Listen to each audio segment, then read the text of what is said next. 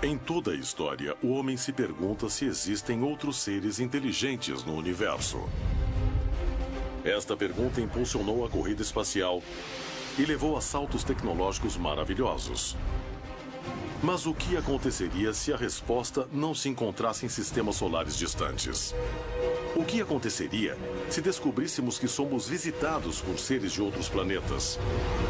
Estamos preparados para uma revelação parecida? Ou cairíamos em um absoluto terror? Hoje, em Contato Extraterrestre. Em 1998, no município de Pinhal, no Brasil, 3 professoras entraram em pânico quando uma luz estranha se lançou contra elas. Será que suas vidas foram ameaçadas?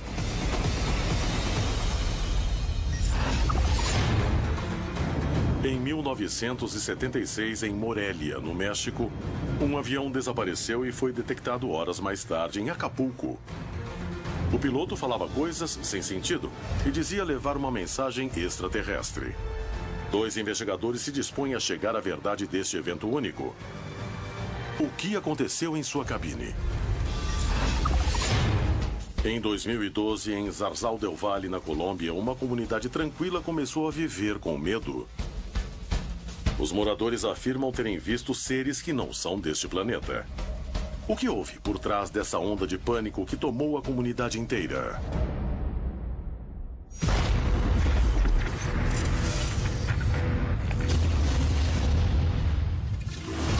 Contato Extraterrestre.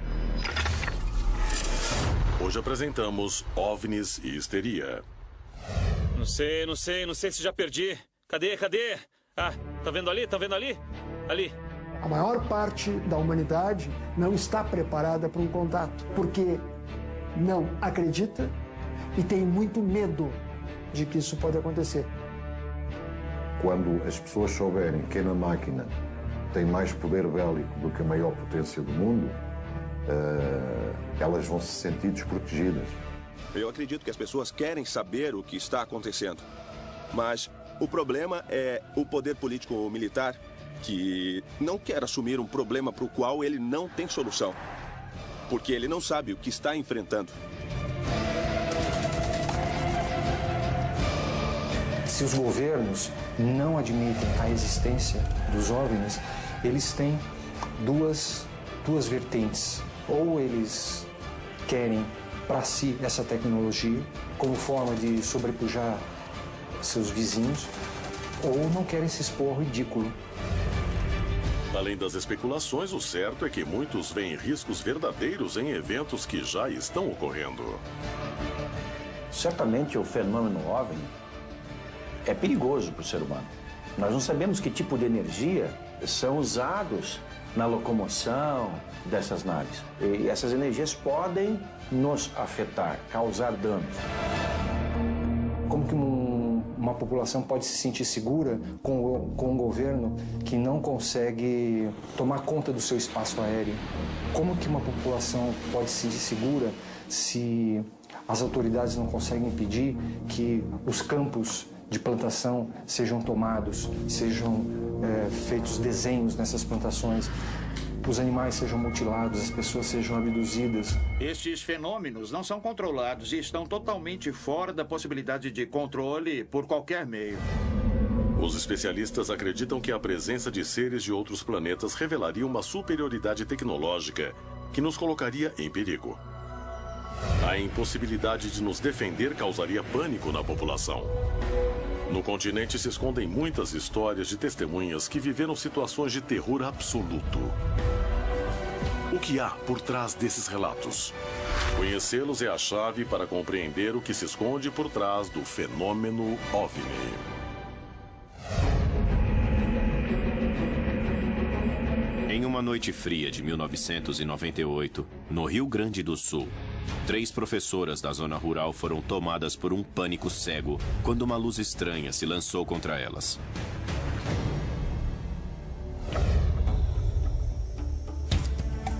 Inês, Verônica e Ivani trabalhavam juntas e voltavam para casa no mesmo automóvel, a única que as encheria de terror.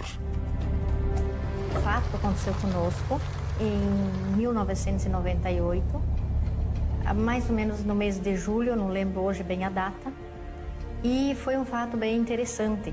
Nós éramos professoras numa escola e nós íamos trabalhar à noite, eu, a professora Verônica e a professora Ivani. E nós voltávamos do colégio sempre em torno de 22 horas. Toda noite a gente fazia um trajeto, que é uma estrada de 5 quilômetros que chega até Rodeio Bonito. E nesse dia eu estava dirigindo, né? Cada dia às vezes ia uma prof, às vezes ia outra. Nesse dia eu estava dirigindo, tinha um Chevette. As três avançavam pela estrada sem prestar muita atenção ao redor, já que era um caminho que faziam várias vezes por semana. Eu vinha normalmente conversando, né? Normalmente de alunos, né? De aula, né? Que era a nossa atividade.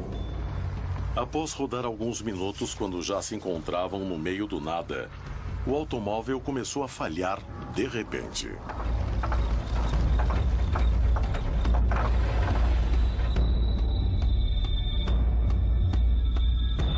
Eu senti o carro perder força. Parece que ele estava sendo travado, assim, parecia que tinha um ímã que puxava o carro, que não deixava ele andar. E a professora Verônica havia dito que o carro tinha vindo da reforma fazia 8 dias.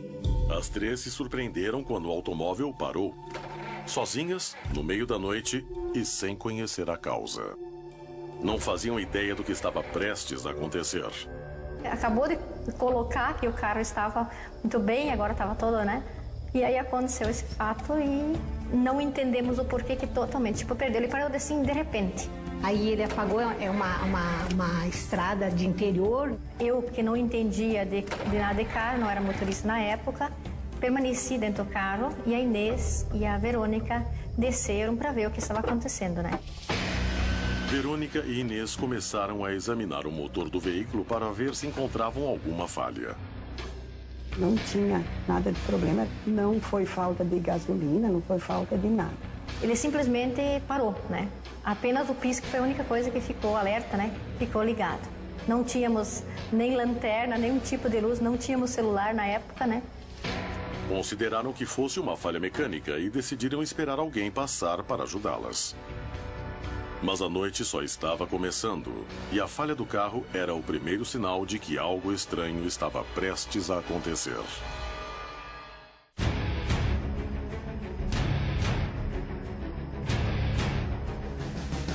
E aí eu comecei a observar o desenvolvimento do que estava acontecendo, né? E no lado esquerdo da estrada eu vi uma luz muito distante. Concentradas em suas tarefas, Verônica e Inês não prestavam muita atenção ao entorno e às mudanças que aconteciam ao redor. Algo que Verônica se lamentaria mais tarde. E nesse meio a gente estava fora do carro, né? Bem no interior, ali no meio da lavoura, né? E nós três, na verdade, já tinha visto essa luz, né? Essa bola, uma luz, né? Uma luz circular, parecido com um farol, vamos dizer, um farol. Eu só pensava o que poderia ser. No momento eu tinha pensado que fosse um carro distante, mas depois a gente chegou à conclusão que poderia ser alguma coisa que não era normal do local. Aí, os minutinhos, segundos após, essa luz ultrapassou o horizonte e ficou na altura do céu. E aí eu percebi que era algo estranho. Eu estava meia ansiosa também com o acontecido, que poderia estar acontecendo, aquela luz diferente. Era uma luz de amarelo para um laranja, assim, laranja claro, né? E a gente percebia que ela tinha luz porque era um fogo, né? Ele se mexia, né? E ela meio, flutuava. Aí daquilo eu percebi que ela começava a vagar. Ela subia, ela descia, né? Cada vez ficava mais estranha. Aí eu percebi que vinha em nossa direção. Elas estavam sozinhas no meio da estrada quando uma luz ameaçadora começou a se aproximar cada vez mais. Estavam prestes a viver a história mais impressionante de suas vidas.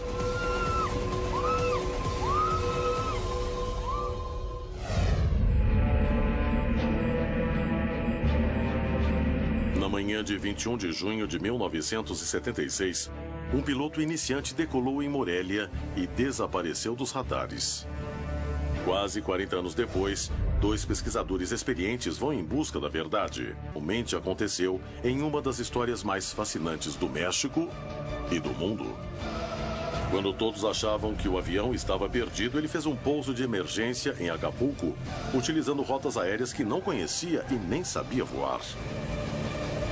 Em comunicação com a torre de controle, passou uma mensagem dizendo que suas cordas vocais estavam sendo controladas por seres de outro planeta.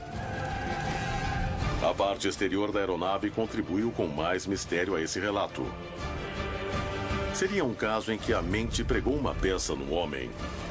Ou realmente teve um contato de 4º grau? Acho que temos que dar continuidade ao caso de Pacheco Pérez. Sim. Poderíamos fazer uma investigação para saber se o avião ainda existe. E a gravação está aqui. Vamos escutar. Ouvir. Eu entendi. O piloto não está falando por ele mesmo. Está transmitindo uma mensagem. Vocês estão fazendo isso à distância, através do piloto, correto? Isso mesmo. Ele apenas está falando porque recebeu ordens para isso. Esta é a voz dele.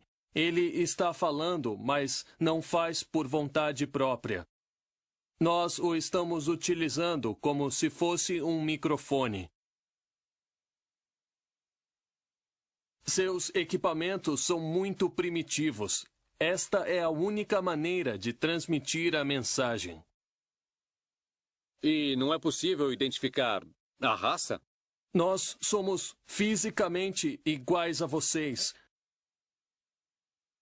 E volto a repetir que todas as raças do universo são fisicamente iguais, a não ser por algumas exceções, quando existem algumas mutações extraordinárias, mas isso é muito, muito raro. O controlador disse que também falaram em alemão e inglês para ver se o piloto não estava fazendo alguma brincadeira. Podíamos nos concentrar em buscar esses 3 primeiros dados. 1, ver se o avião existe. 2, os controladores. E 3, vamos entrevistar algum médico para que nos indique os possíveis problemas que um piloto poderia sofrer, não pelo excesso de altura. A famosa hipóxia. É, exatamente, que podia ter delirado em algum momento. Vamos procurar o avião perdido. A gravação revelou que uma comunicação muito estranha foi feita entre o aviador e a torre de controle. E os relatos afirmam que utilizou idiomas que desconhecia. Se os investigadores conseguirem confirmar esses dados, poderão fazer um avanço enorme no caso. Mas para isso terão que encontrar o controlador aéreo que falou com o piloto, que até hoje nunca falou do caso publicamente. Guzmán e Salazar poderão alcançar este objetivo? Os pesquisadores vão até a Escola de Aviação Vitar, em Cuernavaca, onde buscam conseguir dados precisos sobre o voo. Estamos fazendo algumas pesquisas a respeito do caso de Rafael Pacheco Pérez. Eu vou mostrar o avião que está em condições perfeitas. Este é o Cessna. Um Cessna 150. Capitão Vitar, o senhor tem um avião histórico desse acontecimento, único no mundo. É isso mesmo, está em perfeitas condições. E o registro é o mesmo? Sim, o mesmo. Carlos Extra Bravo Sul Oscar Extra. É o avião que o piloto Rafael Pacheco Pérez conduzia naquela manhã. Capitão, do seu ponto de vista, o que acha que aconteceu? Na verdade, eu não posso garantir nada, mas eu sei que o tempo estava muito ruim para o avião chegar. E mesmo assim, chegou. E mais ainda porque era um aluno, não? Exatamente. Tinha poucas horas de voo. Ele tinha saído da cidade do México com pouca gasolina porque não ia voar tanto tempo. Mesmo assim, chegou em Acapulco com bastante combustível. Isso nos faz pensar que, na verdade, algo ou alguém levou esse avião ao porto de Acapulco nesse período. É uma suposição. O senhor teve a oportunidade de inspecionar o avião depois? O avião, sim, mas não tinha absolutamente nada. Nada de errado com ele. A conversa com Vitar traz novas certezas. Era impossível a nave voar até Acapulco com o combustível que possuía. O tempo estava ruim nesse dia, o que aumentava as dificuldades para um piloto inexperiente. A aeronave não apresentou nenhuma falha técnica. Pacheco Pérez pode ter aterrissado o avião no meio da viagem para abastecer? Mesmo se fizesse isso, como fez para chegar em Acapulco? Salazar entrevista um médico psiquiatra especialista em aviação para determinar se pode ter sido um problema mental. E também Carlos de Crete, o controlador aéreo que falou com Rafael Pacheco Pérez, resolveu falar publicamente pela primeira vez. Os pesquisadores estão dispostos a chegar até as últimas consequências para descobrir a verdade sobre o caso Pacheco Pérez. No município de Pinhal, no Brasil, 3 professoras aguardam ajuda em uma estrada deserta quando uma luz começa a se aproximar de forma ameaçadora. Na região de Morelia, um avião desaparece e o piloto fica fora de si, dizendo coisas sem sentido. 2 pesquisadores se dispõem a chegar à verdade e tentam conseguir o testemunho exclusivo do controlador aéreo que falou com o piloto. Em Zarzal del Valle, na Colômbia, uma comunidade tranquila começa a viver com medo. Os moradores afirmam ver seres que não são deste planeta.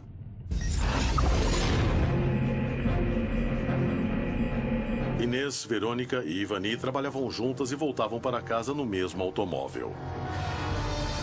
Nessa noite avançavam por uma estrada deserta quando o carro, revisado há pouco tempo, parou no meio do nada.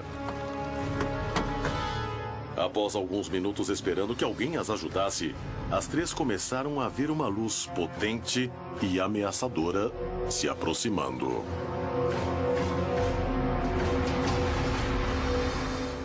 O tamanho dessa luz foi aumentando. E se aproximava nesse movimento serpentino, não um movimento reto. Mas ela estava lá no horizonte. Do tamanho, assim como a gente consegue visualizar o sol. Só que os raios eram tão fortes que a gente não conseguia olhar fixo nessa bola. Por isso que isso também é uma coisa que chamou a atenção nossa, né? É uma luz muito intensa. A luz se aproximava cada vez mais. E enquanto isso, fazia movimentos estranhos.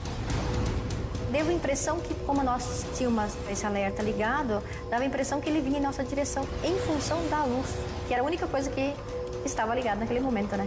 Eu senti medo, porque era algo desconhecido que eu não tinha visto, era algo misterioso e eu não consegui definir. Daí, naquele momento, eu fiquei assustada, porque aquela luz, ela desceu até o riacho, ela formou um leque e naquele momento juntou-se de novo e veio na nossa direção em forma de uma bola de fogo.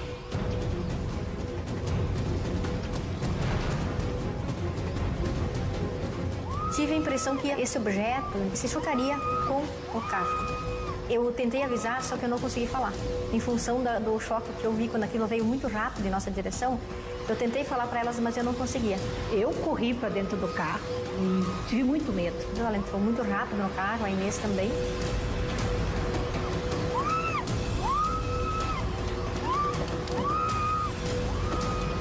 E a gente fechou todos os vidros, daí isso embaciou os vidros do carro, né?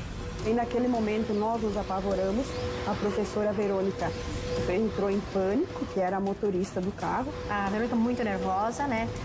Não sabia o que fazer, até eu peguei na mão dela, segurei a mão dela, ela estava muito gelada, né?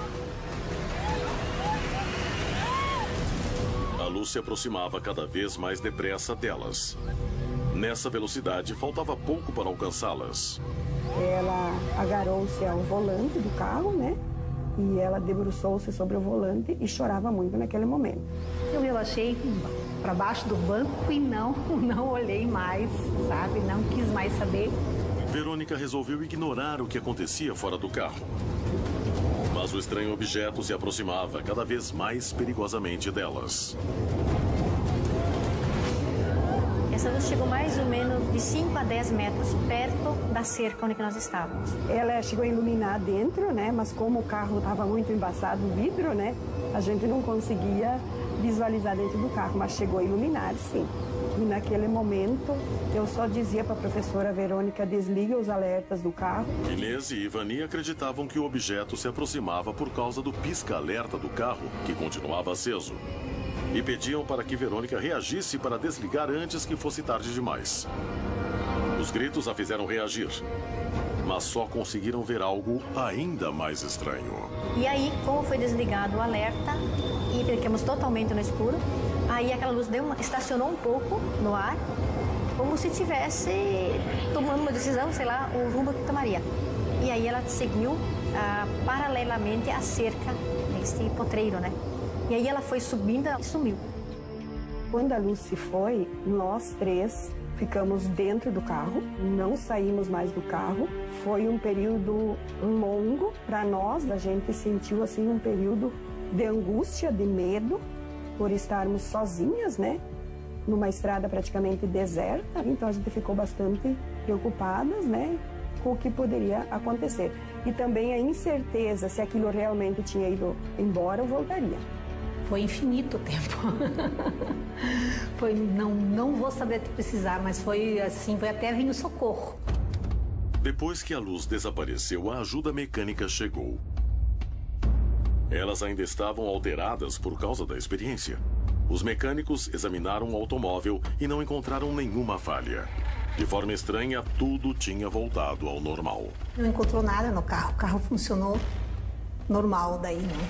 E daí o mecânico até nos acompanhou até aqui a cidade.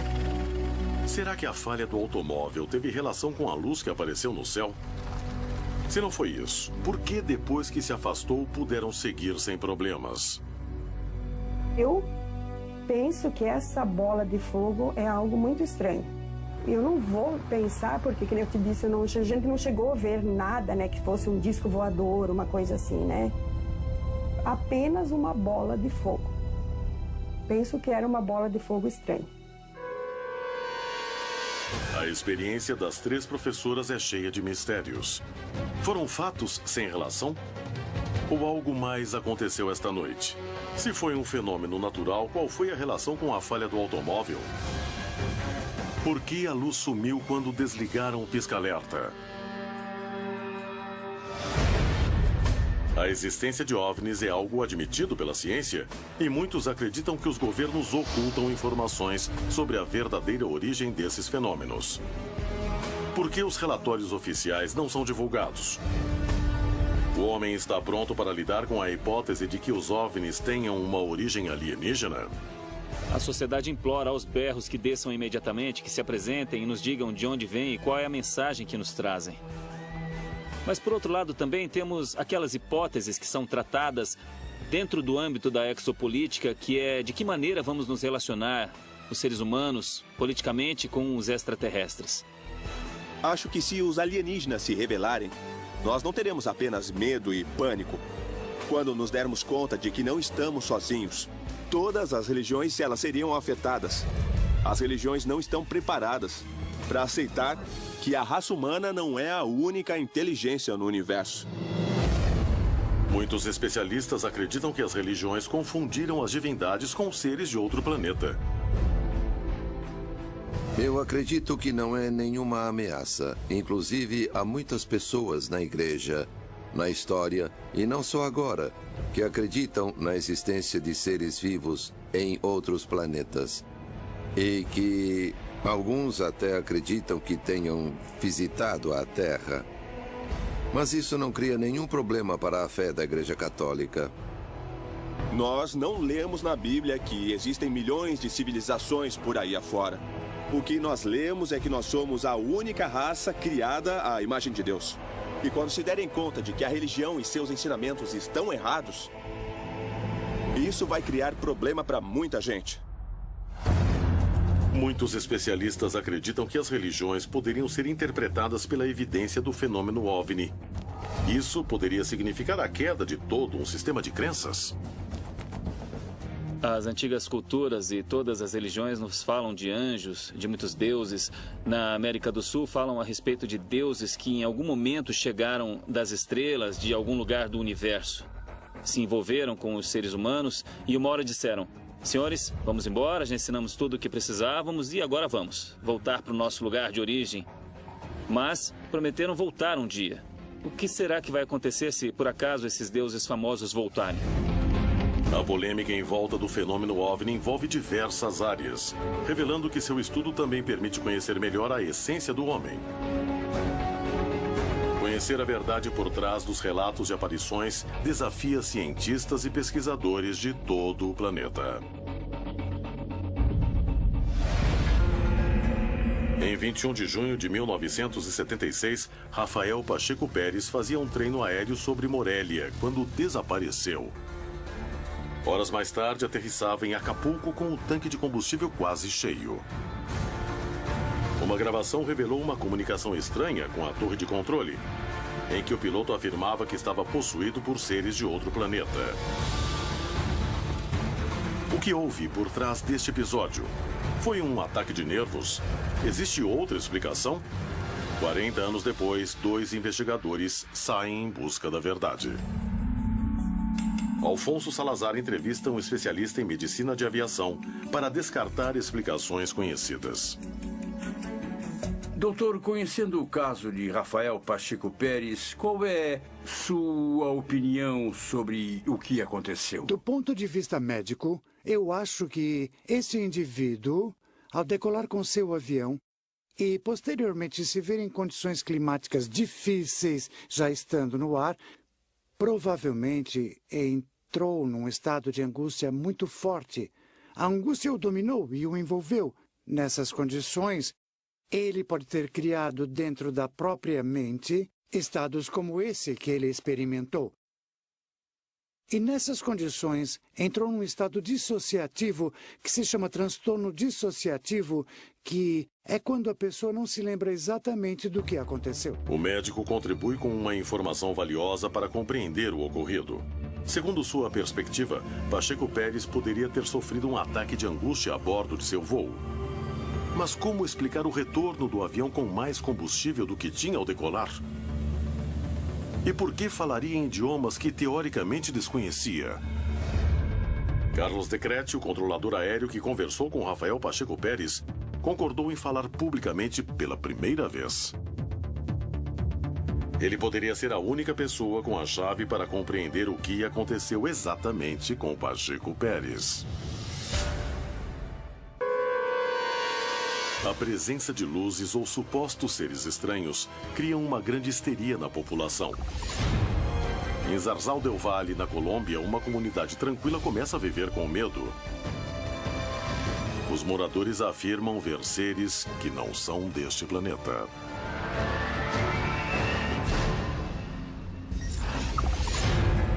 Carlos Guzmán e Alfonso Salazar investigam o caso do piloto Pacheco Pérez, que voava sobre Morelia e apareceu horas depois do outro lado das montanhas, em Acapulco.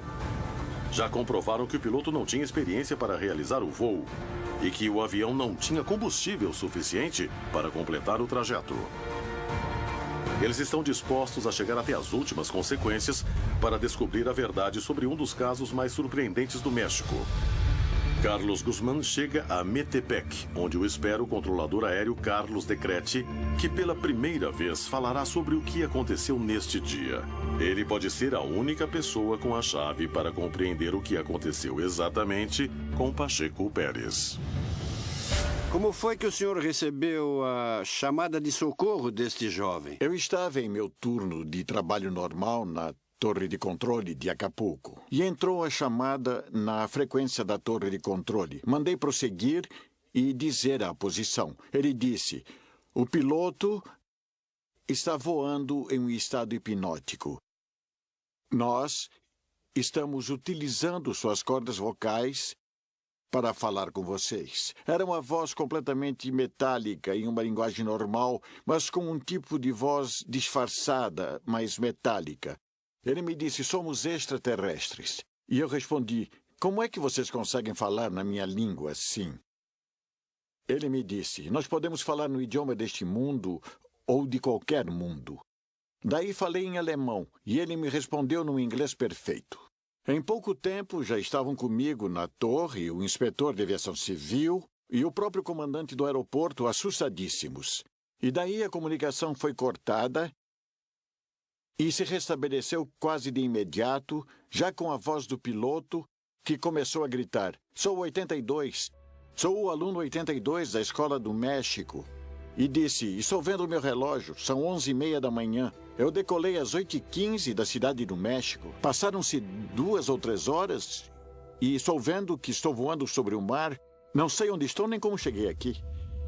Me dê instruções para pousar. E pedi para me dizer a posição dele, porque não via, não sabia onde estava, não havia radar, e me disse: Olha, eu estou quase entrando em terra firme. O que vê? Já vejo a sua pista. E falei então: vou bloquear o aeroporto. Ninguém sai nem entra para que você possa fazer um pouso de emergência. O piloto finalmente aterrissou bem. E é claro que assim que pousou, muita gente foi até lá. E foram até o avião e olharam, tiraram fotos, fizeram anotações e viram que Pacheco Pérez não estava bêbado, não estava drogado, estava fisicamente bem, apenas muito nervoso. E houve outro fato realmente importante e espantoso. Um mecânico da Aeroméxico veio, mandaram chamá-lo para que, como especialista nisso, como mecânico, verificasse o combustível do avião. E daí perceberam que o avião não tinha gastado o combustível. O avião voou umas 3 horas com um piloto que não sabia navegar, com um avião que, em teoria, não tinha autonomia para chegar em Acapulco, muito menos não tinha os instrumentos adequados. Sem radar, sem transponder. Nada disso. Mas o mais espantoso foi que não gastou combustível. Quando falaram com o piloto, eu pedi para alguém perguntar alguma coisa a ele em inglês e ele disse: desculpa, mas eu não falo nada de inglês. Só falo no nosso idioma. Em seu depoimento disse que, quando tentou usar o rádio, não tinha comunicação. Tentou virar para um lado e outro e o avião não foi para cima, para baixo e nem para os lados. Ele se assustou. E até onde se lembrava, o avião começou a voar para cima, para trás e para cima, como se estivesse sendo levado. Foi puxado? Foi puxado de alguma forma. Lembrava até aí, então perdeu a consciência e acordou 3 horas depois em Acapulco enquanto falava comigo. Aconteceu algo fora do normal, completamente paranormal. E continuo acreditando que existem coisas estranhas no cosmos, no universo. Muito obrigado. Salazar e Guzmán conseguiram provar que a conversa com a torre de controle realmente existiu. Que o piloto voava em um estado de confusão. E a medicina acredita que isso poderia ter causado um ataque de angústia. No entanto, essa hipótese não consegue explicar como chegou ao destino se o combustível não era suficiente. Além do mais, Pacheco Pérez não era capacitado para isso. Por outro lado, como explicar que o piloto compreendeu e falou idiomas que não conhecia? Será que Pacheco Pérez ficou sob a influência de seres de outro planeta? Há centenas de casos no continente em que o medo toma conta de vilarejos inteiros quando surgem objetos ou seres que não parecem desse mundo.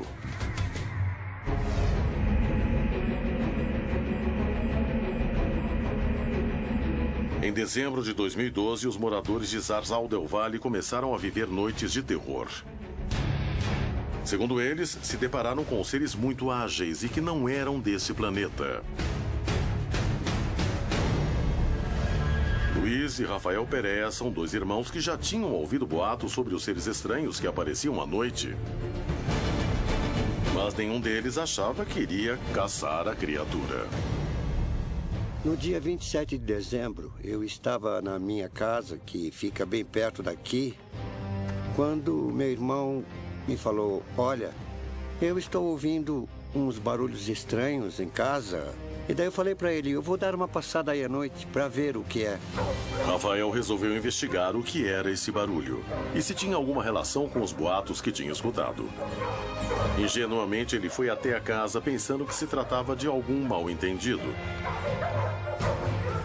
Enquanto Rafael caminhava fora da casa, do lado de dentro, seu irmão Luiz seria o primeiro a encontrar algo incrível.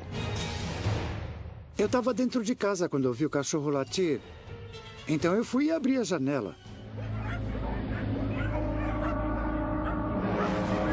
Os latidos dos cachorros fizeram Rafael pensar que estava acontecendo alguma coisa. Ele decidiu entrar correndo na casa para ver se eles não estavam em perigo. Os cachorros latiram e eu entrei. Subi e vi uma figura de preto, alta, com músculos, pernas grandes.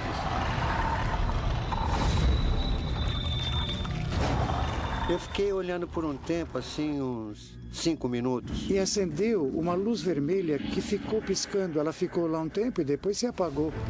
Rafael via a cena sem acreditar. Seu irmão Luiz parecia em transe. Ele não mediu as consequências e tentou chamar a atenção da criatura estranha. Quando o bicho viu o Rafael, ele saiu correndo e o Rafael foi atrás dele. Acho que nunca vamos saber. Rafael começou a perseguir o ser o mais rápido que podia. Mas seus esforços não adiantavam. A criatura se movia de maneira ágil e veloz, o que causou mais surpresa e a suspeita de que enfrentava algo que não parecia deste planeta. Quando eu pensei que estava perto, o bicho fez e saiu em alta velocidade. Eu o perdi. Fiquei pensando no que era aquilo, mas não era um ser desse planeta. Parecia até o vento. Não sei se flutuava ou... não sei. A criatura correu tão depressa que desapareceu de sua vista. Ou foi isso que acreditou. Então eu fiquei intrigado. Daí eu voltei para casa e sentei no quintal. E os cachorros do vizinho...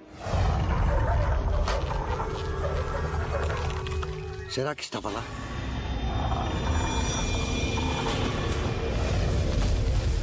E outra vez, o bicho tinha aparecido. E eu fiquei olhando e consegui ver bem. Rafael olhava a criatura com espanto e percebia que o que acontecia não era normal. Em 54 anos, sempre andando por aqui à noite, nunca tinha visto nada como aquilo. O que era aquilo?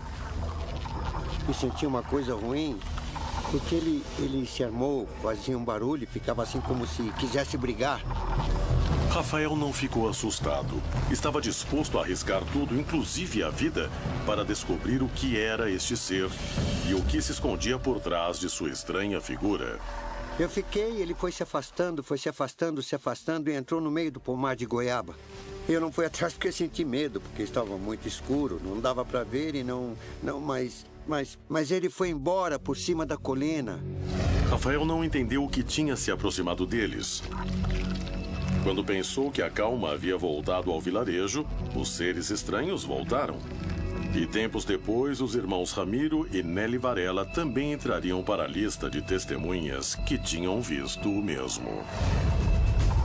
Passou um homem forte de aproximadamente 1,80, 1,90 de altura.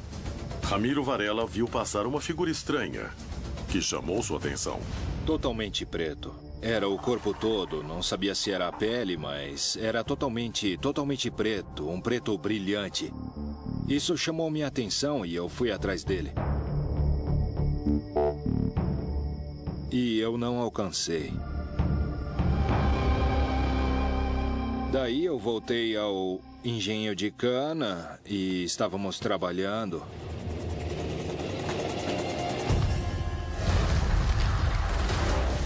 Dez minutos depois, ele apareceu atrás do mato. Nunca tínhamos visto um caso assim. Nem uma criatura como essa, tão estranha. Nem Nelly, nem Ramiro faziam ideia do que estavam prestes a testemunhar.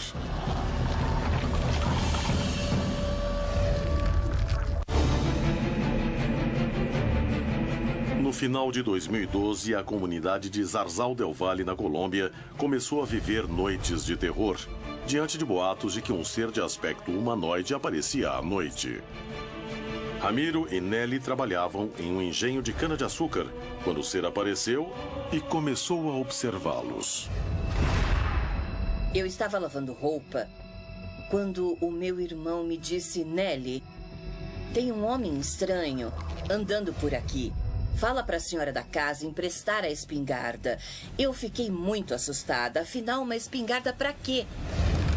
Ramiro acreditava que eram pessoas com roupas estranhas que estavam lá para ameaçar um dos empregados do engenho. Quando ele falou espingarda, fiquei com medo, porque pensei que fosse haver uma desgraça. Em nenhum momento eu pensei em seres estranhos. Então eu dei a espingarda para ele.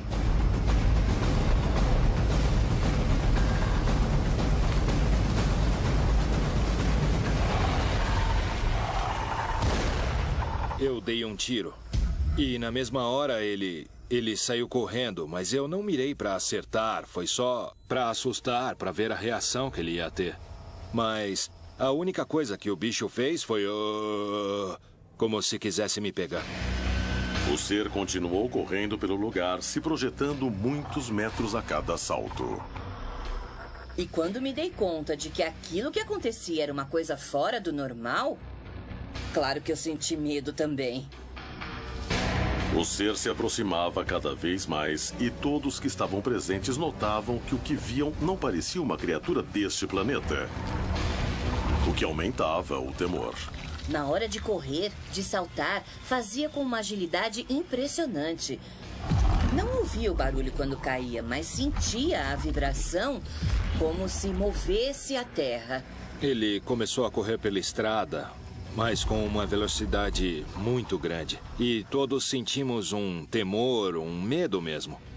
E nessa época, nos trancávamos 6:30 da tarde. Não queríamos mais sair e o que precisava ser feito era feito bem depressa, porque tínhamos medo de sair de casa. Finalmente saiu de lá tão rapidamente como havia chegado. No entanto, os moradores de Zarzal del Valle ainda têm dúvidas. O que viram? Era mesmo um ser de outro planeta? Não foi um erro de interpretação? Tantos moradores poderiam cometer o mesmo erro? Você muda o jeito de pensar, fica com aquilo na cabeça e você pensa...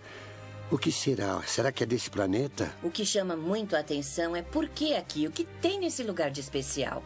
São seres de outro mundo, de outro planeta. Os acontecimentos de Zarzal del Valle mostram que o desejo por conhecer o que se esconde por trás dos incidentes com OVNIs permanece intacto. Mas estamos prontos para conhecer a verdade? O que aconteceria se descobríssemos que por trás deles se esconde a presença de seres de outros planetas? Entraríamos em pânico e histeria? As histórias sobre o fenômeno OVNI talvez sejam os relatos mais fascinantes da era moderna. Conhecer a origem deste mistério poderia revelar se o homem divide o universo com outras criaturas inteligentes. No entanto, os especialistas acreditam que esta incógnita já possui resposta, só que ainda não foi revelada. O que há por trás dessas suspeitas? O que poderia motivar um silêncio como esse? Nós, ufólogos, sabemos que esse fenômeno ele não é maléfico. Não chega ao ponto de ser maléfico, ao ponto de ameaçar a população ou criar algum tipo de confusão social. Nós não acreditamos nisso. Fico mais preocupado com o que nós faríamos e não com o que eles fariam. A partir do momento que a população toma informação do que é o fenômeno, ela passa a entendê-lo e dessa forma ela passa a temer menos do que supõem os militares. E o que os governos demonstram ao encobrir o fenômeno OVNI é que, acima de qualquer coisa, eles têm medo. E não apenas do fenômeno. Se possuem interesse em nós como espécie e em nosso planeta por causa da água e dos recursos, por que viriam nos destruir? Isso é completamente oposto ao que poderíamos esperar de uma entidade inteligente e com meios. Não faria sentido virem nos destruir. Existe o medo da perda do controle, das carreiras políticas, do jogo financeiro, a perda de, essencialmente, ditar o que nós acreditamos ou não. As testemunhas de histórias que não possuem explicação se repetem pelo planeta todo. A ciência tem interesse em revelar os mistérios do universo. Sem dúvida, o céu continuará despertando a curiosidade da humanidade até que alguém possa responder se estamos ou não sozinhos no universo. Os moradores afirmam terem visto seres que não são deste planeta. O que houve por trás dessa onda de pânico que tomou a comunidade inteira?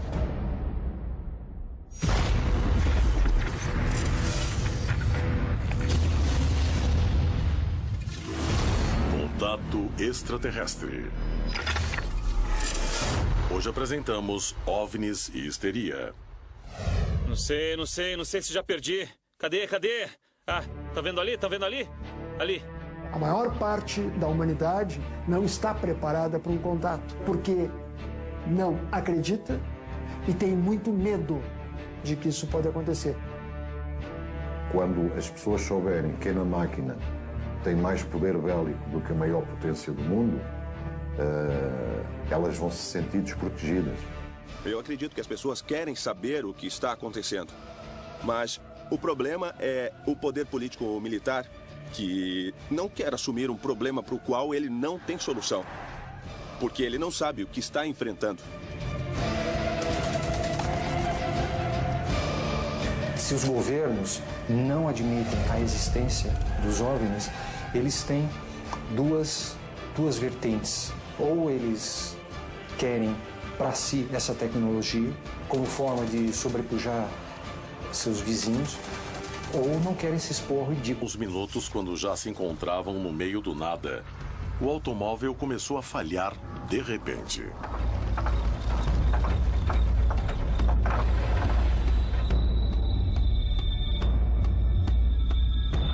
Eu senti o carro perder força. Parece que ele estava sendo travado, assim, parecia que tinha um ímã que puxava o carro, que não deixava ele andar. A professora Verônica havia dito que o carro tinha vindo da reforma fazia 8 dias.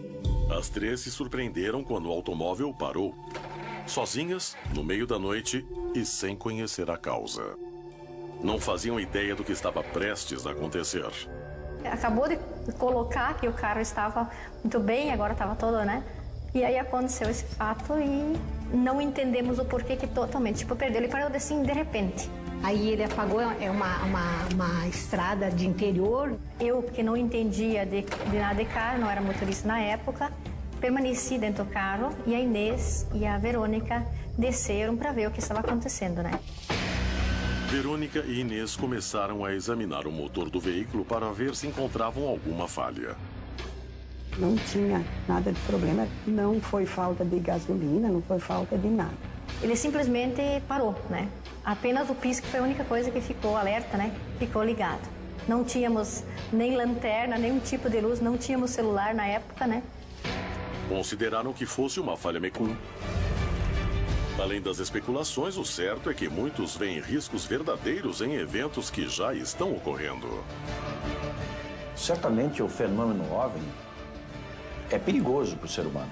Nós não sabemos que tipo de energia são usados na locomoção dessas naves. E essas energias podem nos afetar, causar danos. Como que uma população pode se sentir segura com um governo que não consegue tomar conta do seu espaço aéreo?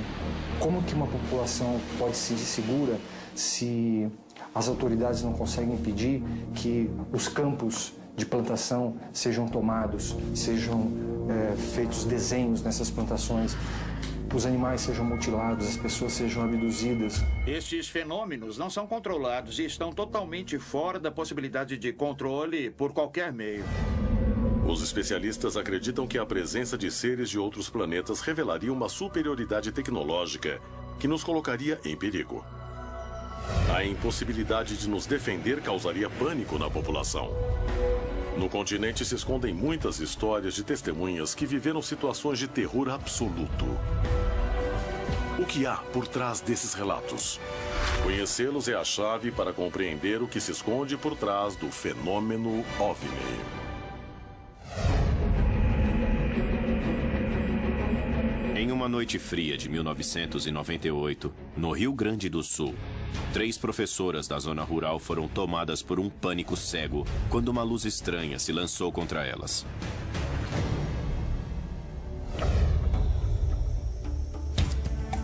Inês, Verônica e Ivani trabalhavam juntas e voltavam para casa no mesmo automóvel, a única que as encheria de terror. O fato aconteceu conosco em 1998, mais ou menos no mês de julho, não lembro hoje bem a data, e foi um fato bem interessante.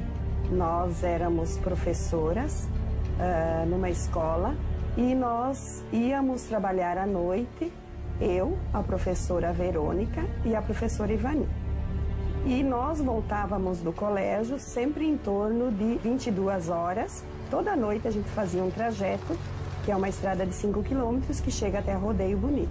E nesse dia eu estava dirigindo, né? Cada dia às vezes ia uma prof, às vezes ia outra. Nesse dia eu estava dirigindo, tinha um Chevette. As três avançavam pela estrada sem prestar muita atenção ao redor, já que era um caminho que faziam várias vezes por semana. Eu vinha normalmente conversando, né? Normalmente de alunos, né? De aula, né? Que era a nossa atividade. Após rodar algum... Em toda a história, o homem se pergunta se existem outros seres inteligentes no universo. Esta pergunta impulsionou a corrida espacial e levou a saltos tecnológicos maravilhosos. Mas o que aconteceria se a resposta não se encontrasse em sistemas solares distantes? O que aconteceria se descobríssemos que somos visitados por seres de outros planetas? Estamos preparados para uma revelação parecida? Ou cairíamos em um absoluto terror? Hoje, em Contato Extraterrestre. Em 1998, no município de Pinhal, no Brasil, 3 professoras entraram em pânico quando uma luz estranha se lançou contra elas.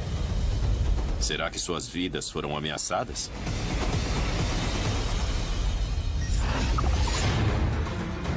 Em 1976, em Morelia, no México, um avião desapareceu e foi detectado horas mais tarde em Acapulco. O piloto falava coisas sem sentido e dizia levar uma mensagem extraterrestre. 2 investigadores se dispõem a chegar à verdade deste evento único. O que aconteceu em sua cabine? Em 2012, em Zarzal del Valle, na Colômbia, uma comunidade tranquila começou a viver com medo.